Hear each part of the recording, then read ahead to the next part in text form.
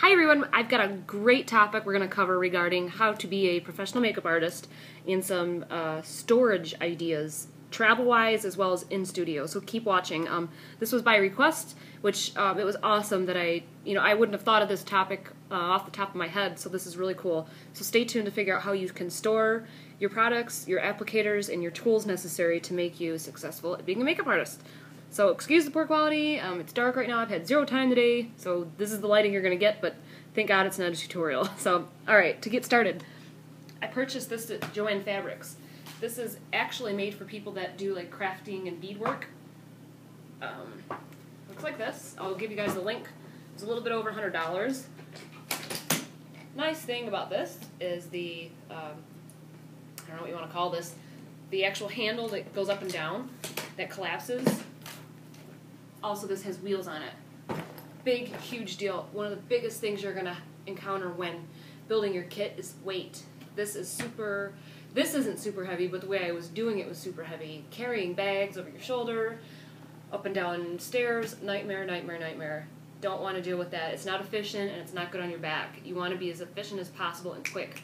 Everything's about time, and usually everyone's waiting on makeup and styling, always. Into the bag. It opens up like this. This is what I love about it. All of your liners you can store right here. I organize mine from lips to eyes. I'm sorry, lips, brows, eyes, and I do it by, I don't know, lips just randomly. Eyes, I do it from brown, dark brown to black, so that way I can quickly know where I need to get a black, I need to get a brown, that type of thing.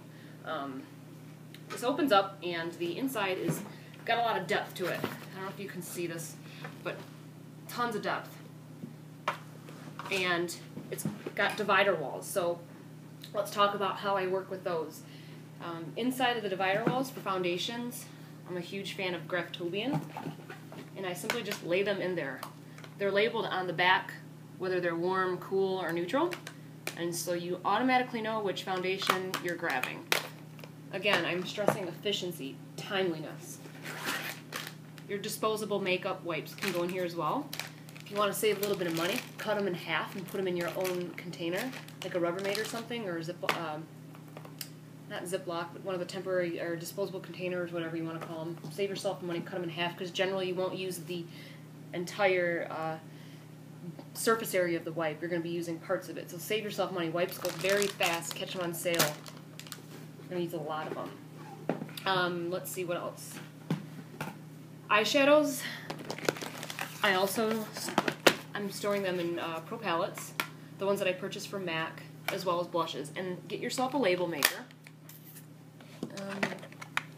Got mine from Office Max or Office Depot. It looks like this. I want to say this one was around 30 or 40 bucks. You can get the traditional kind that, like, I used to make this label right here for around $9. I just got sick of doing this and clenching the darn thing. It hurt. I don't know. Never mind. Off subject. Anyway, next, get yourself a nice label maker.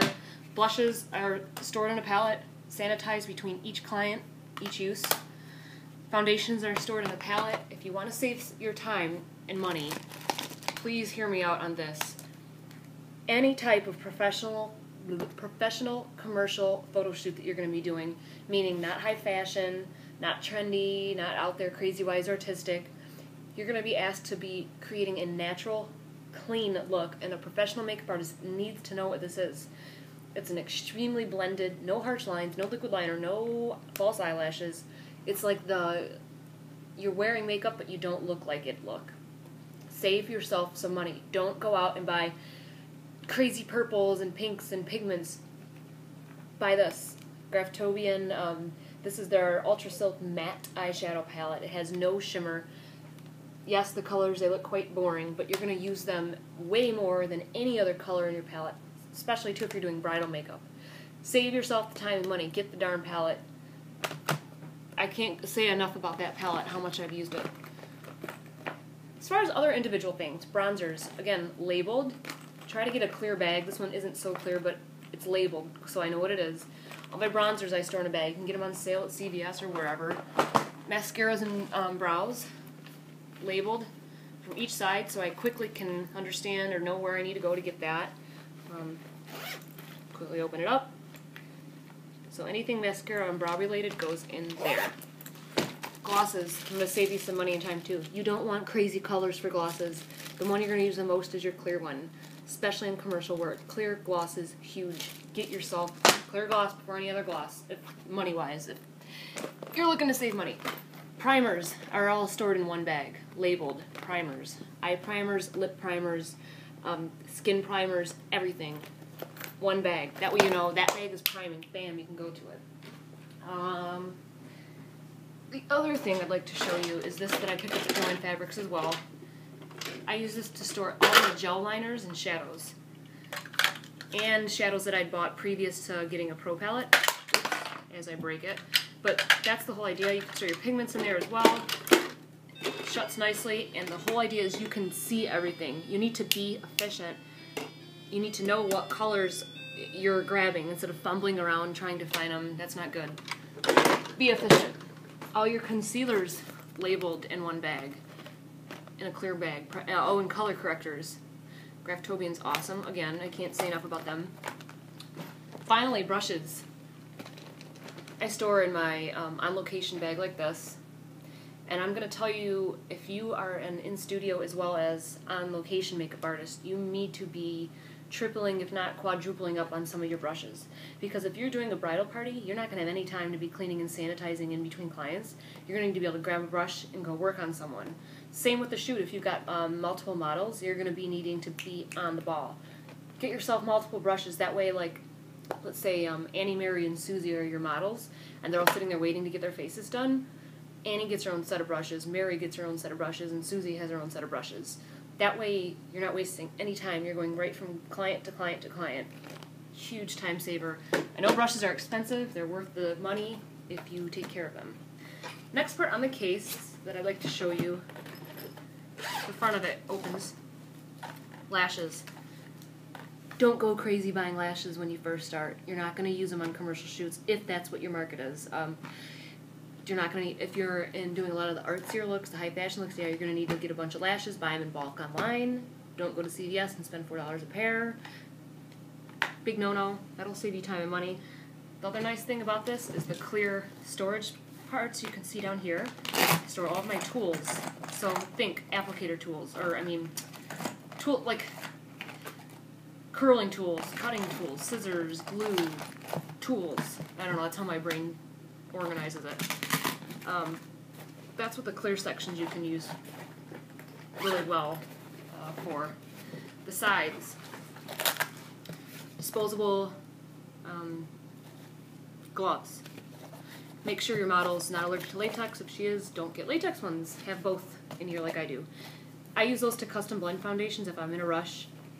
Per model, slap on a glove, put like 3 or 4 different shades of foundation, you know, custom blend on her. That way you can go from her face to your hand. After you're done with her, take the glove off, throw it away, put on a new glove for each client. Sanitation, remember that. The final pocket down here is all my sprays, finishing sprays, setting sprays, antibacterial sprays, brush cleaning sprays, sprays in the bottom. I found that to work really well for sprays. Finally, on our last side here, these are applicator tools. Brow combers, you're going to need a ton of these, get them in bulk.